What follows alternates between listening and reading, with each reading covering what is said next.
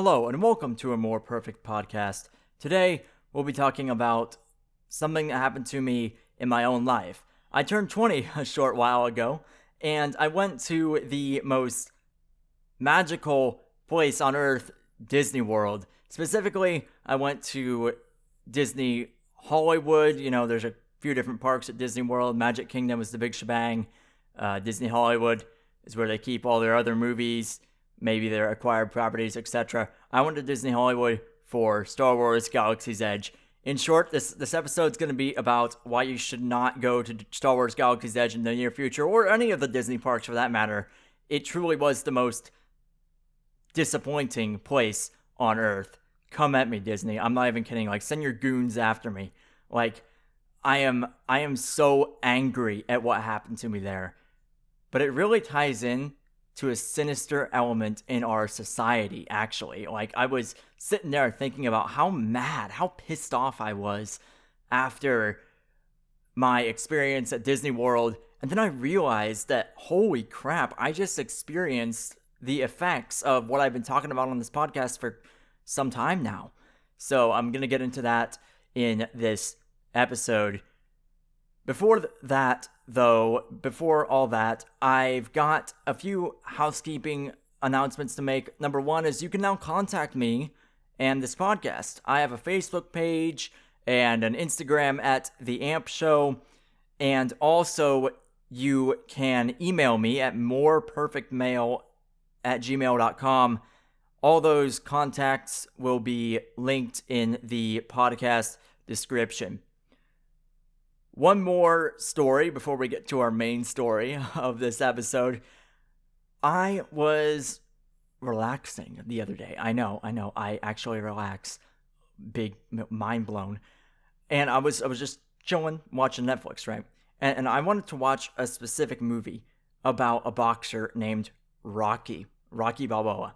I wanted to watch the Rocky movies. But you know what? I couldn't find the Rocky movies on Netflix. They weren't there. And I was like, oh, well, how the heck are they not there? And then I look it up, and apparently they are on Netflix. The Rocky movies are on Netflix, but they're on the Chilean version of Netflix. So I was like, oh, what the heck will I do? So I went on Surfshark VPN, and I connected to a Chilean server on Surfshark VPN, and guess what? I was able to watch the Rocky movies. That's right.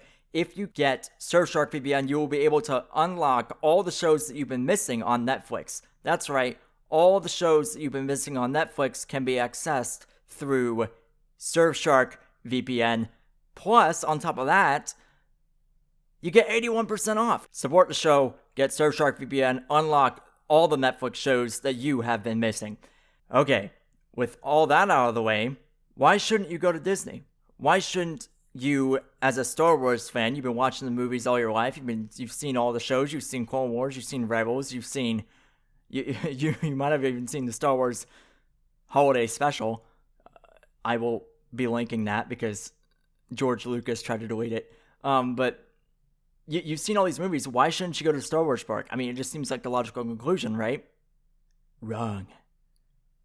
You've got to listen to this. So I was really excited. I just turned 20 years old, and I was kind of ready to embrace my childhood again and go to Walt Disney World. So we're cooped up in a hotel, kind of planning our day at Disney World. And I'm looking at images of this park. I've been watching videos of this park since it was announced in 2015. That they were building it, and it took them a freaking long time to build it, but they finally did. And man, I've been watching videos of this park. I've been looking at images of this park. I was really, really excited to visit this park. I mean, literally, I was going to Disney Hollywood, but I was going to spend all my day in Star Wars World if that is what it took to look at every nook and cranny of what they had built. Because I don't know, man. I'm a super fan. Okay, so I was going there, and I'm walking through the gate, and this is at the tail end of the COVID pandemic. I mean, this is very recently. This was in, early May. and they have this mask mandate. They've got the social distancing going on. That's okay. That's fine. You know, my politics can be set aside for one day to visit Star Wars land. And I'm walking in, and I noticed something, that the employees are being very, very rude. All of them, multiple employees. I mean, there was one that was just like Soviet in enforcement of his social distancing instructions. He was like forcing people to literally stand on the social distancing line. Look, I don't mind. I didn't mind, as I just implied. I didn't mind that Disney had a mask mandate. But literally, they were Naziing people to adhere to the guidelines, and it was absolutely ridiculous. And so I'm walking through the park, making sure my mask isn't slipping up below my nose, because literally, if it slipped below your nose for literally a minute, they would come up to you, and I kid you not, I exaggerate not, yell at you to put your mask on. They'd be like, "Put your mask on now, buddy!" And I'm like, whoa, good God, like, holy crap, take cover. It was stupid. It was so stupid. And so I'm looking for the Star Wars park. I'm walking through Disney Hollywood, you know, walking past all their mythical, you know, Hollywood stuff. They try to kind of portray a 50s Hollywood almost, before it went all, you know, communist. But I'm walking through, and I'm, you know, sifting my way through the crowds of people. I finally get to Star Wars Galaxy's Edge. It's what it's formally called. You know, Star Wars World is what I call it. Star Wars Galaxy's Edge is what it is actually named. And I walked in Star Wars Galaxy's Edge. So let's just get the positives out of the way first. They really nailed, They mostly nailed the environment. I mean, it was absolutely incredible what they did with this park. They have built a life-sized Millennium Falcon. I kid you not. A life-sized Millennium Falcon. You've got to see it for yourself. I'm going to link images to it in the source notes so you guys can check it out. It's really cool. They also have, you know, sound effects of the ships kind of like flying above you almost. Like you can hear the TIE fighters roar. You can also see the stormtroopers, and Kylo Ren's also there. They also have all those ships standing there. Like when you first enter the park, they have an Imperial cruiser. And if you walk through the park, off to the side, there's also a X-Wing, whose wings aren't expanded, so that's kind of disappointing, but, you know, whatever. At least they have an X-Wing. And it was pretty cool. You know, they really nailed the architecture of the buildings too. Was amazing. There's this area of the park called the Black Spire Outpost, and it has all these like lanterns hanging down from, you know, the archway, and these cool like alien shaped lamps, and, you know, like they have wood carvings of some of the Star Wars aliens. It's really nice. It really is quite the architectural wonder. Unfortunately, that's about where my positives end with this. I kid you not. As a Star Wars mega fan, that is where my positives end. So you know that this park was not that great. I mean, I'm serious in saying that. Look at the images of the Millennium Falcon. Wait to see it yourself. This was so disappointing. So first off, I said mostly great environment. A big knock, the first knock I got on the environment was they don't have any Star Wars music. There's no Star Wars music in the friggin' park. That's right. No George Lucas blessings to my ears. There's no Imperial March theme when the Stormtroopers come out. There's no Kylo Ren theme when Kylo Ren comes out. There's nothing. There's not even ambient space music in the park. It's sad. It really is really sad. There's no Rebel theme when Rey comes out, and it's the ambient Star Wars music is just completely missing. Another thing is that I assume I can just chalk this one up to, you know, maybe social distancing guidelines gone crazy. All the characters are up on platforms now. So when you see Rey or Chewbacca, Kylo Ren, maybe the First Order Stormtroopers, they make an appearance too, they're up on platforms. You can't put your arm around a Stormtrooper and take a picture with them. Even though everybody's mingling around the park, the employees themselves are down with the people in the park, obviously kind of, enforcing the ride lines, maybe manning the shops, etc. So there's really, the logic is very inconsistent if you wanted to keep the characters themselves up on platforms. I mean, that's just kind of a damper to the magic. Like, imagine you're a little kid and your dream was to take a picture with Rey, Palpatine, or maybe take a picture with Han Solo. You can't do that. You just can't do that. And that sucked. Big time. Like, I couldn't even take a picture. I couldn't even take a picture with Chewbacca, and I was literally at Star Wars Galaxy's Edge. Like, it was so stupid. Also, the employees themselves that are on the ground aren't even dressed up in Stormtrooper outfits. They aren't. Or Rebel outfits, for that matter. You know what they're dressed in? They're dressed in generic desert garb. That's it. Kind of brown rags. And they have, I don't know exactly how to describe them, but they have little hats on too that are just generic desert Star Wars, maybe Tatooine hats. Tatooine's a desert planet in Star Wars. I just realized this episode's not going to make a lot of sense to somebody who has not seen Star Wars, but maybe it will. And it's just really generic, not very specific Star Wars garb. It really kind of ruins the immersion. But, I mean, it's not really that bad until you actually start to dig into it. So, they have a lightsaber building shop. And I went in there.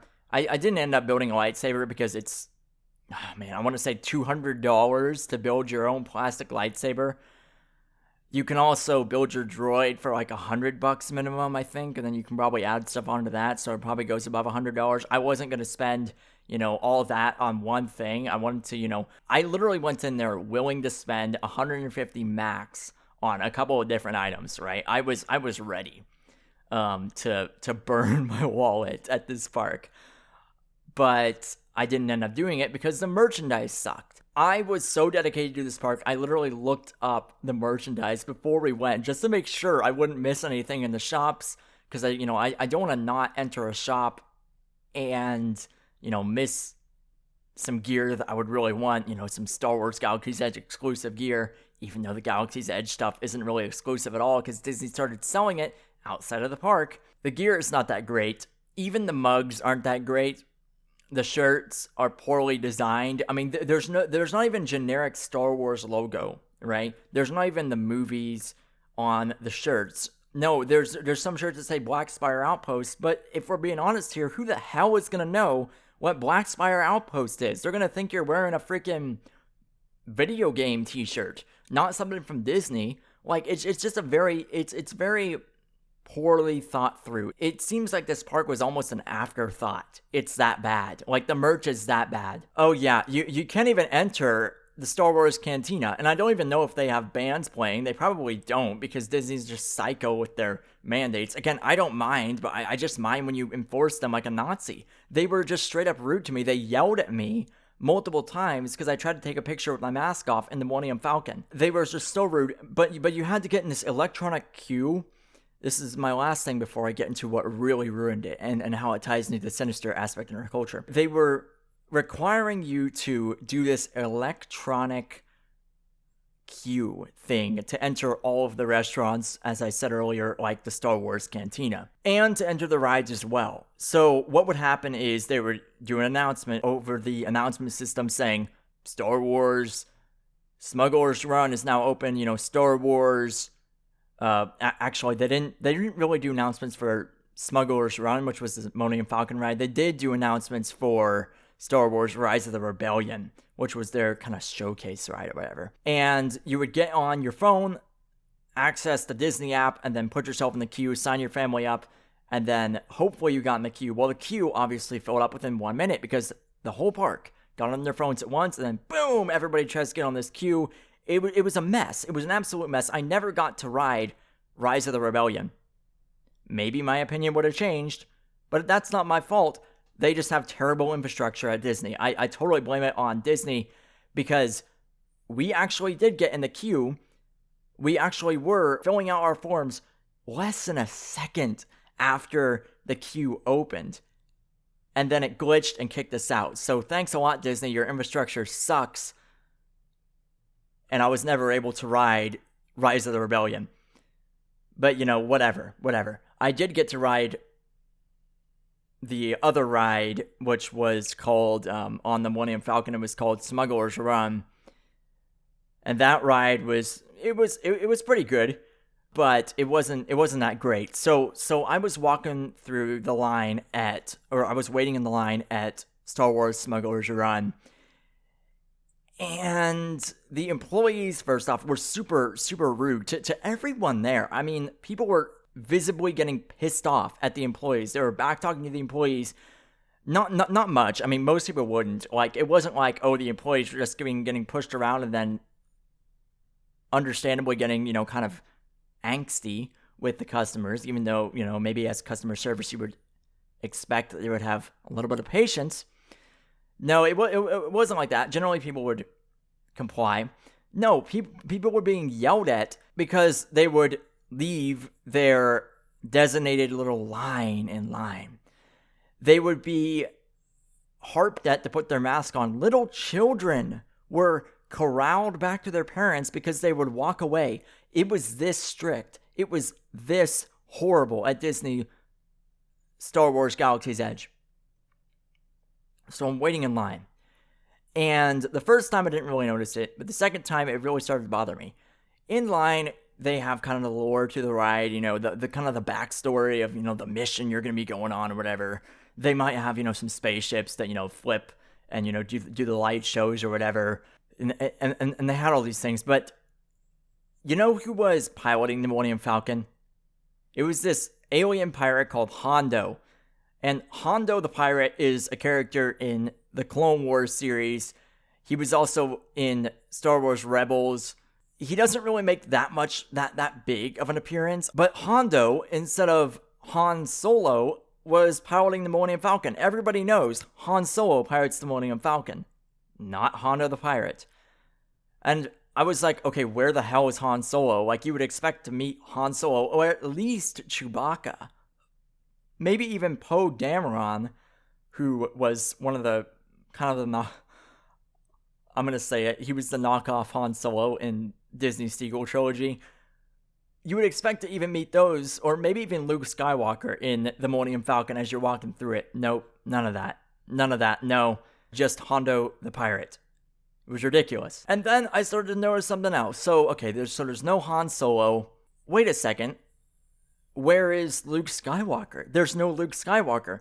And it wasn't like they were not on the Millennium Falcon and then in other parts of the park either. No, there was no Luke Skywalker in any other part of the park, except for in one of the shops, there was like a big bust, like a bust statue of the sequel trilogy version of Luke Skywalker, and it was worth like $500. I kid you not, that was the only Luke Skywalker thing that you could get in Star Wars Galaxy's Edge. That was like, that's the only one that I saw, and I looked at all the merch.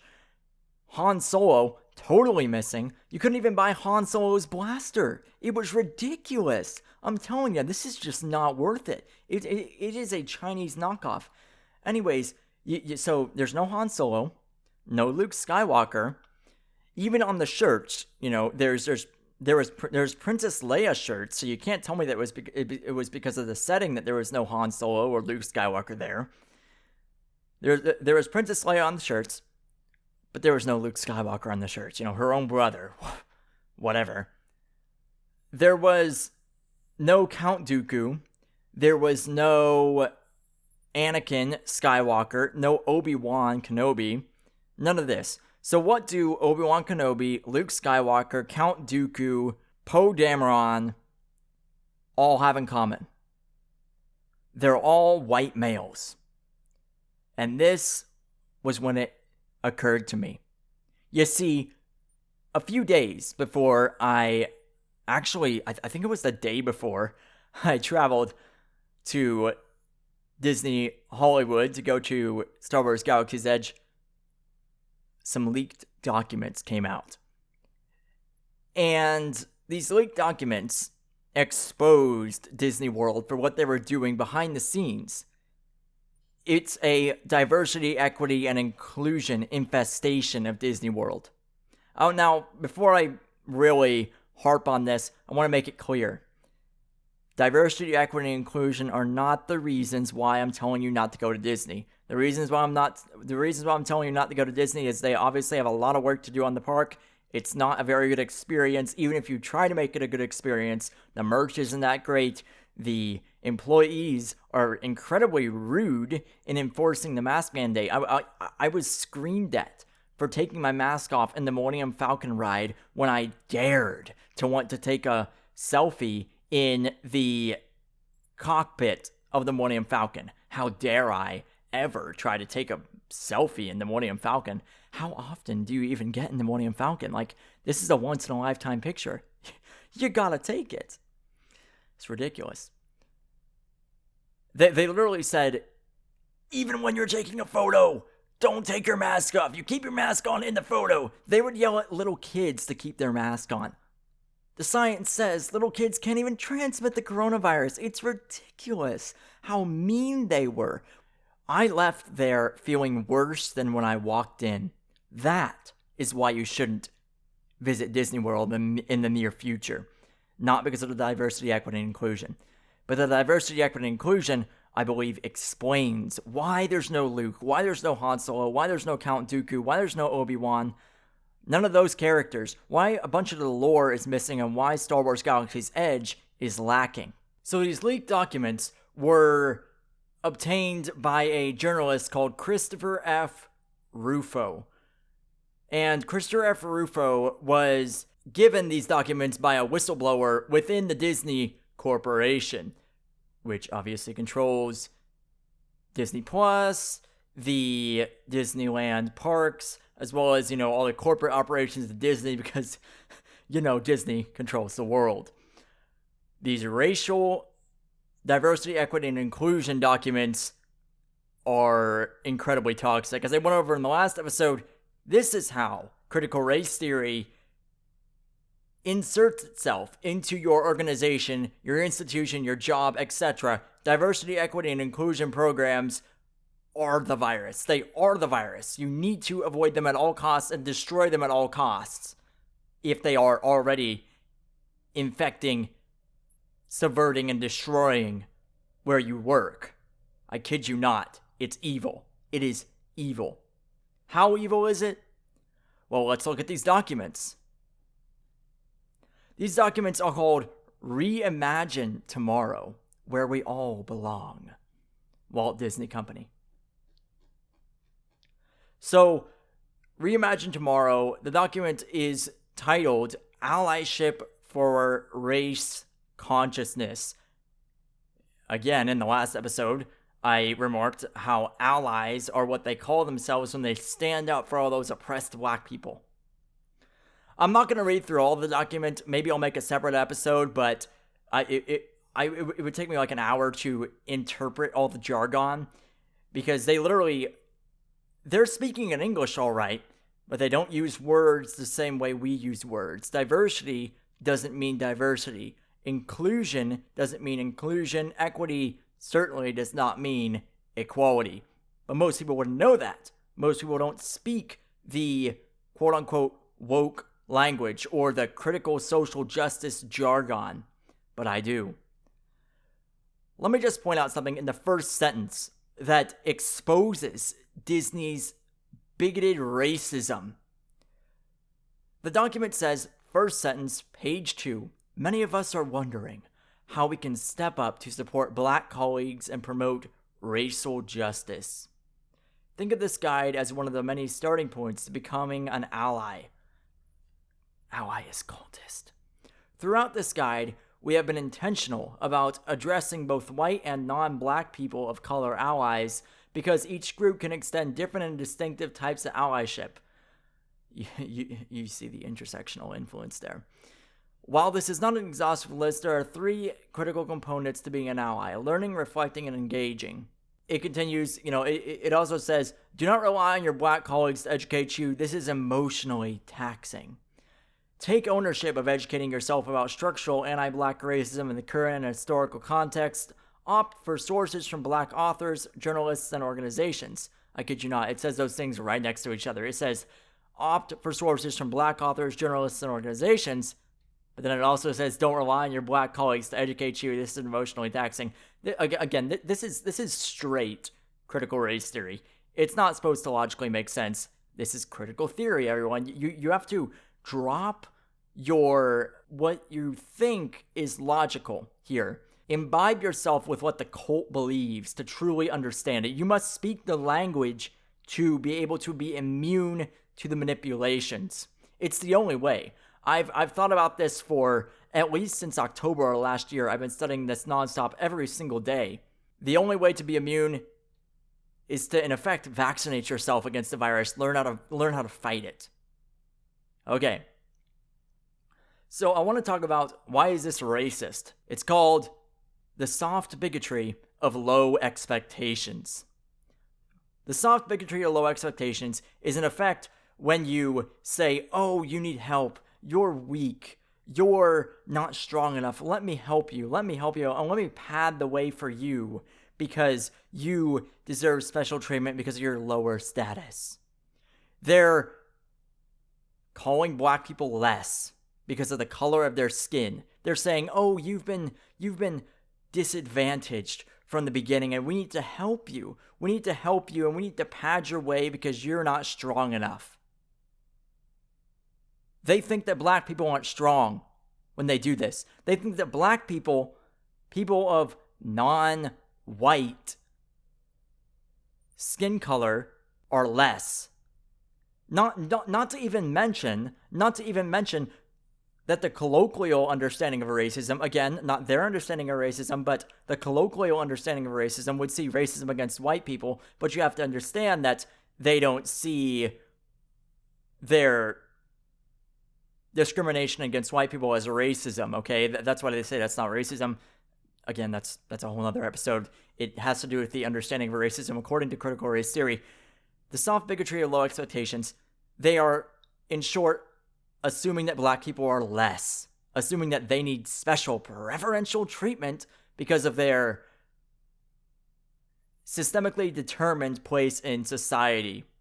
And man, I gotta tell you guys, this document is long. It's long. It says, further on in the document, do not question or debate black colleagues' lived experience. For example, are you sure they meant it that way? It's not a race thing, or I'm playing devil's advocate. Instead, reserve judgment and offer statements of validation if somebody shares their experience. Basically, if you're not black, shut up when a black person talks, because that would be using your privilege over their structurally disadvantaged position. It's a weird upside-down world once you imbibe yourself with critical race theory and once you get infected with the diversity, equity, and inclusion initiative. They also talk about implicit bias, another thing that I talked about in the last episode, implicit bias based upon a bunk psychological test where they just assume that you're racist because of your eye movements. I'm going to do an episode about that in the future. Again, too long to explain here. It's ridiculous. They also talk about Ahmaud Arbery, Breonna Taylor, George Floyd, the icons of this movement, because it is kind of like a religion, I kid you not, where, for instance, white privilege would be their original sin, as Robin DiAngelo writes in White Fragility, which I had the awful experience of reading. Oh my god, it's so disgusting. I mean, like, if you want to be sick, read that book. Implicit bias, microaggressions, everything's in here. It's disgusting. Well, a few days afterward, I'm happy to report they took down their racial justice page at Disney. But you know what they didn't take down? Stories Matter. So there's another website that's obviously a effect of their diversity, equity, and inclusion behind the scenes push that was previously unknown to us before this whistleblower came out. They came out with Stories Matter, and they started putting up warnings on the kids section of their subscription service, Disney Plus. They took away, I kid you not, they took away Dumbo. They took away Peter Pan. They took away all these classic movies, these hallmarks of Disney, because of diversity, equity, and inclusion initiatives. Specifically, they thought they were portraying things wrong. Disney was being offensive. Obviously, it's total bullcrap. But now, you can't even access those. You're popped up with a big warning that tells you to go to Stories Matter. I'm sure a lot of people have seen it. There's a result of diversity, equity, and inclusion. It's still not gone. Don't be mistaken. Diversity, equity, and inclusion is not gone at Disney. It's still there. Stories Matter is still there. The warnings are still there. Diversity, equity, and inclusion, going back to my original point, is the reason why the white male experience is not elevated. They would rather destroy the lore of Star Wars rather than elevate a white male. Even though that's the lore of Star Wars, that's how it was written. No, we can't do that. We can't even have Han Solo by Chewbacca. It's awful what they did. Let's see if I can find it here. Let's see if I can find an element of representation. Okay, so representation, it says that you should recognize their accomplishments and that you should elevate Black experiences. All that is representation. According to the intersectional hierarchy, which it says, I'm going to read a section from the document here. Have you heard of the term intersectionality? Basically, it's the way in which different forms of discrimination overlap. For example, a Black person who's also a member of the LGBTQ community or a Chinese American who is disabled face different and greater discrimination than someone who carries one marginalized identity. You know what? I can't leave this alone for another episode. Intersectionality reduces human beings to sociological categories. It takes away the human in them and says that the only thing that you can be sure of, the only truth in your world, is your suffering, not your humanity. How much you suffer is the only truth.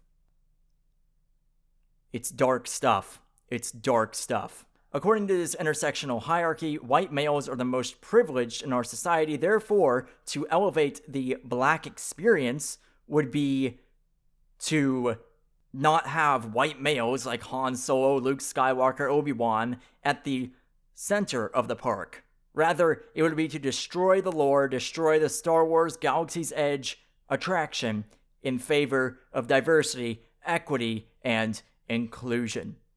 Intersectionality spawns a concept known as diversity in the critical race theory influenced diversity, equity, and inclusion initiatives. I mean, it's literally in the name, diversity.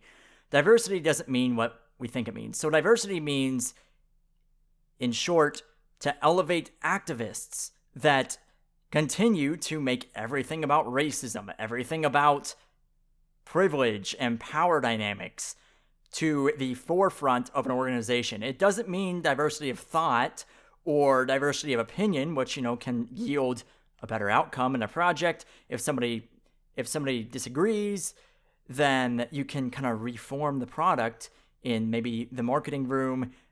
This diversity of opinion, it yields a better outcome, right? No, it's not that kind of diversity.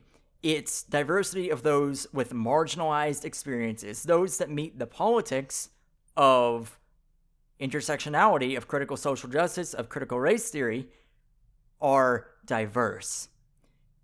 Diversity to a diversity, equity, and inclusion initiative is about elevating activists, promoting critical race theory. It's a very different diversity. I just had to make that note there. In sum, diversity ruined Disney. Diversity is the reason Star Wars Galaxy's Edge sucked. It's the most disappointing place on Earth. And with that, I'm going to wrap up this episode.